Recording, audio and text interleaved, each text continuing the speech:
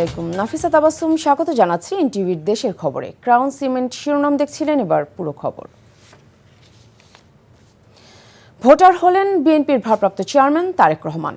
তারেক রহমানের নাম ভোটার তালিকায় অন্তর্ভুক্তির অনুমোদন দিয়েছে নির্বাচন কমিশন। দুপুরে নির্বাচন কমিশন থেকে এ তথ্য নিশ্চিত করা হয়।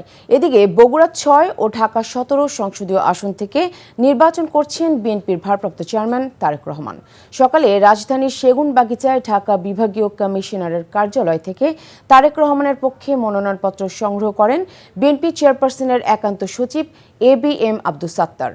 প্রথমবারের মতো জাতীয় নির্বাচনে লড়ছেন তারেক রহমান। বগুড়া ৬ আসনের পাশাপাশি ঢাকা ১৭ আসন থেকেও নির্বাচন করবেন তিনি। বগুড়া ৬-এ তার পক্ষে মনোনয়নপত্র আগেই সংগ্রহ করেন স্থানীয় নেতারা। প্রাথমিকভাবে ঢাকা ১৭ বিএনপির অন্যতম শরিক বিজেপি চেয়ারম্যান আন্দালিব রহমান পার্থকে ছেড়ে দেওয়া হয়েছিল। তারেক রহমান ঢাকা ১৭ থেকে প্রার্থী হওয়ায় পার্থকে ছেড়ে দেওয়া হচ্ছে ভোলা ১ আসন।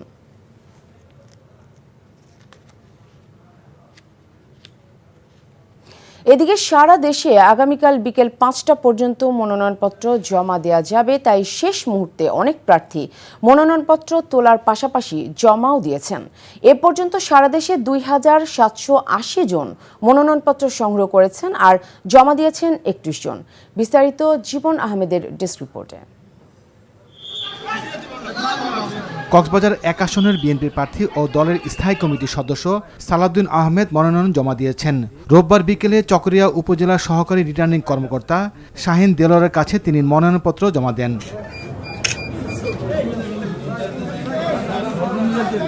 নোয়াখালী ২ আসনের বিএনপির প্রার্থী জয়নুল আবেদিন ফারুক মনোনয়নপত্র জমা দিয়েছেন। রোববার দুপুরে উপজেলা নির্বাহী কর্মকর্তার কাছে তিনি মনোনয়ন জমা দেন। সিনিয়র নেতারা এ সময় তার সাথে ছিলেন।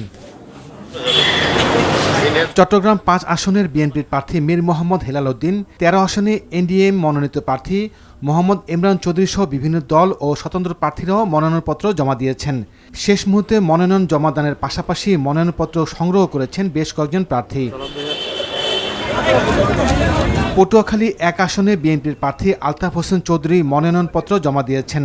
সকালে জেলা রিটার্নিং কর্মকর্তা শহীদ হোসেন চৌধুরীর কাছে তিনি মনোনয়নপত্র জমা দেন। নাটোর ২ আসনের বিএনপির প্রার্থী রুহুল কুদ্দুস তালুকদার দুলু মনোনয়নপত্র জমা দিয়েছেন। ঢাকা ২ আসনে জামায়াতের প্রার্থী কর্নেল অবসরপ্রাপ্ত আব্দুল হকের পক্ষ থেকে মনোনয়ন উত্তোলন করা হয়েছে। দিনাজপুর ৩ আসন থেকে মনোনয়ন তুলেছেন সাবেক মেয়র জাহাঙ্গীর আলম। শরীয়তপুর ৩ আসনের বিএনপির প্রার্থী মিয়া নুরুদ্দিন আহমেদ অপু শেষ সময়ে মনোনয়ন তুলেছেন।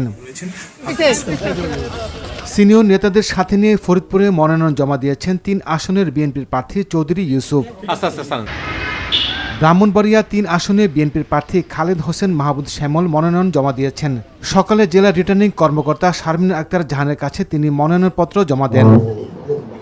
চাঁদপুর ৩ আসনে বিএনপির প্রার্থী শেখ ফরিদ আহমেদ মানিক, এছাড়া জামায়াত প্রার্থী শাহজাহান মিয়া মনোনয়নপত্র উত্তোলন করেছেন।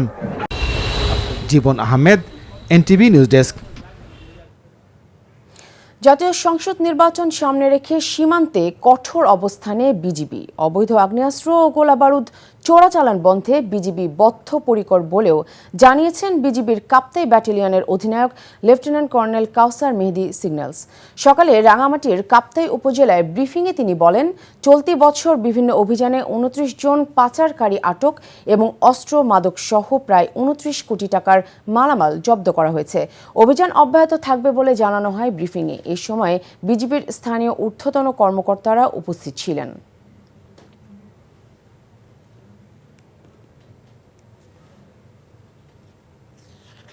স্বদেশ প্রত্যাবর্তনের পর প্রথমবারের মতো বিএনপি চেয়ারপারসনের রাজনৈতিক কার্যালয়ে অফিস করেছেন দলের ভারপ্রাপ্ত চেয়ারম্যান তারেক রহমান। দুপুর ১টা ৪০ তারেক রহমানের গাড়ি গুলশানে চেয়ারপারসনের রাজনৈতিক কার্যালয়ে প্রবেশ করে। এ সময় তারেক রহমানকে ফুল দিয়ে অভ্যর্থনা জানান দলের জাতীয় স্থায়ী কমিটির সদস্য ডক্টর খন্দকার মোশাররফ হোসেন, গয়েশ্বর চন্দ্র রায়, আব্দুল মঈন খান, আমির খসরু মাহমুদ চৌধুরী, সেলিমা রহমান, রুহুল কবির রিজভী। তারেক রহমান গাড়ি থেকে নেমে উপস্থিত সবার সাথে শুভেচ্ছা বিনিময় শেষে কার্যালয়ে প্রবেশ করেন। এরপর কার্যালয়ের দোতলায় নিজের জন্য নির্ধারিত কক্ষে গিয়ে বসেন এবং দলের জাতীয় স্থায়ী কমিটির সদস্যবৃন্দের সাথে মত বিনিময় করেন। রাজধানীর নয়াপল্টনে বিএনপির কেন্দ্রীয় কার্যালয়েও দলের ভারপ্রাপ্ত চেয়ারম্যানের জন্য আলাদা কক্ষ করা হয়েছে। এই কার্যালয়ের দোতলায় চেয়ারপারসনের কক্ষের পাশেই ভারপ্রাপ্ত চেয়ারম্যানের চেম্বার তৈরি করা হয়েছে।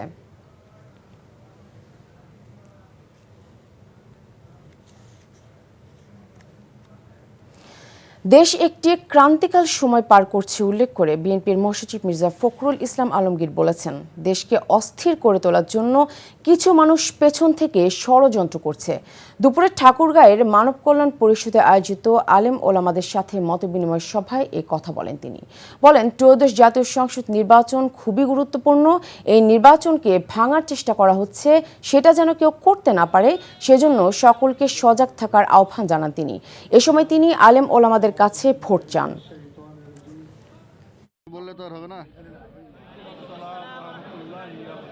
সম্মানিত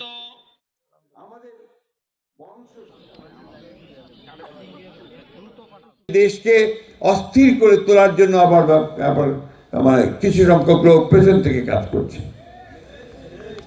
আমাদের এই সময় খুব সাবধান থাকতে হবে যে আমরা যেন আবার কোনো অন্ধকারের দিকে চলে না যাই। আমাদের সাবধান থাকতে হবে আমরা যে আবার ভুল করে নিজেদের মধ্যে বিভেদ অনৈক্য সৃষ্টি করে আমরা যেন আবার সেই সমস্ত চক্রান্তকারীদের হাতে না পড়ি, যেখানে আমাদের দেশ আবার ক্ষতিগ্রস্ত হবে। দর্শক, এই মুহূর্তে প্রেস ক্লাবে বক্তব্য রাখছেন জামাতের আমি ডক্টর শফিকুর রহমান। আমরা সরাসরি চলে যাচ্ছি সেখানে। Almost complete. সামান্য একটু বিষয় যেগুলো রয়েছে আমরা আশা করছি এইটা নমিনেশন ফাইল করার পরপরই আমরা সেটাও ইনশাল্লাহ আলাপ আলোচনার ভিত্তিতে সুন্দরভাবেই সমাধান করতে পারবো। আপনারা দোয়া করবেন, এই ক্ষেত্রে কোনো সমস্যা হবে না। এই ব্যাপারে আমরা খুবই আস্থাশীল। সাংবাদিক বন্ধুগণ, আপনারা জাতির বিবেক এবং মিডিয়া জাতির দর্পণ। আমরা কোন পর্যায়ে চলে গিয়েছিলাম আমরা সবাই জানি। আল্লাহ তাআলার বিশেষ মেহেরবানি 24-এর গণবিপ্লবের মধ্য দিয়ে, গণ আন্দোলন, গণ অভ্যুত্থান যেভাবে বলুন, তার মধ্য দিয়ে কার্যত এই জাতি স্বস্তির নিঃশ্বাস ফেলেছে এবং নতুন করে একটা আজাদির আশা অন্তরে পোষণ করছে। এ বিপ্লব পরিপূর্ণতা পেয়েছে 24-এ এসে, কিন্তু ত্যাগ এবং কুরবানি শুরু হয়েছে 2009 সাল থেকে।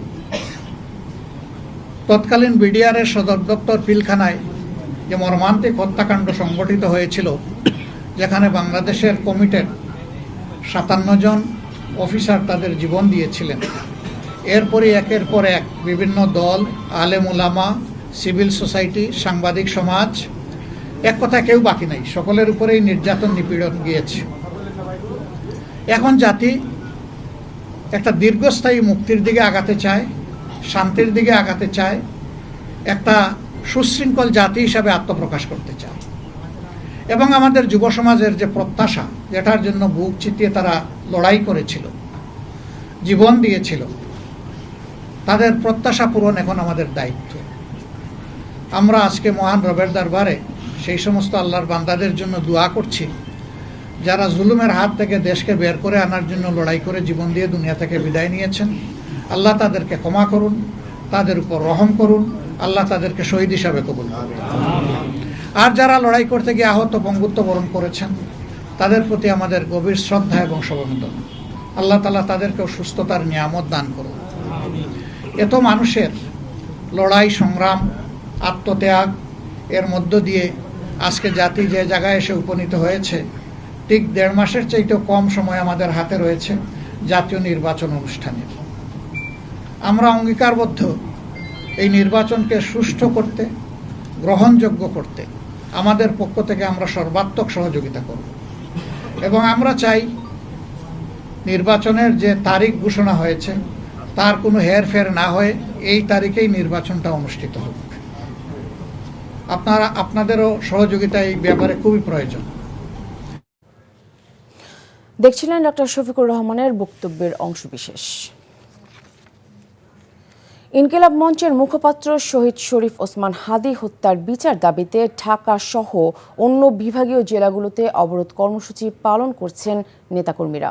ওসমান হাদী হত্যার বিচারের দাবিতে রাজধানীর শাহবাগে সর্বাত্মক অবরোধ শুরু করেছে ইনকিলাব মঞ্চের নেতাকর্মীরা। হাদী হত্যাকাণ্ডের 10 দিন পার হয়ে গেলেও খুনিদের গ্রেফতারের সরকারের নির্লিপ্ততায় ক্ষোভ প্রকাশ করেন তারা। দুপুরে চট্টগ্রাম নগরীর শাহ আমানত সেতু এলাকায় সড়ক অবরোধ করে অবস্থান নিয়ে বিক্ষোভ করছে ইনকিলাব মঞ্চের কর্মীরা। তাদের সাথে যোগ দিয়েছেন ছাত্র জনতা ও বিভিন্ন শ্রেণী পেশার মানুষ। ফলে গুরুত্বপূর্ণ এই সড়কটিতে তৈরি হয় তীব্র যানজট। দুপুরে খুলনা জেলা প্রশাসক কার্যালয়ের সামনে অনশন শুরু করেছে সর্বস্তরের ছাত্র জনতা ব্যানারের শিক্ষার্থীরা। এদিকে বরিশাল নগরীর কেন্দ্রীয় বাস টার্মিনাল এলাকায় মহাসড়কে অবরোধ করে আন্দোলনকারীরা, আর রংপুর বেগম রোকেয়া বিশ্ববিদ্যালয়ের শিক্ষার্থীরা অবরোধ করে। এছাড়া ময়মনসিংহ ও রাজশাহীতেও অবরোধ কর্মসূচি পালন করা হয়। জাহাঙ্গীরনগর বিশ্ববিদ্যালয়ের হলগুলোতে ভূমিকম্পে ঝুঁকি মুক্ত বলে মতামত দিয়েছে বুয়েটের কারিগরি পরিদর্শক দল। বুয়েটের সাবেক অধ্যাপক শামীম জেড বসুনিয়ার নেতৃত্বে কারিগরি পরিদর্শক দল বীর প্রতীক, তারামন বিবি ও কামাল উদ্দিন হল পরিদর্শন করেন। কামাল উদ্দিন হলে কিছুটা হেলে পড়ায় ডিটেলস ইঞ্জিনিয়ারিং অ্যাসেসমেন্ট করতে হবে এবং রেকর্ডার ফিটিং ড্রয়িং প্রদান করা হবে।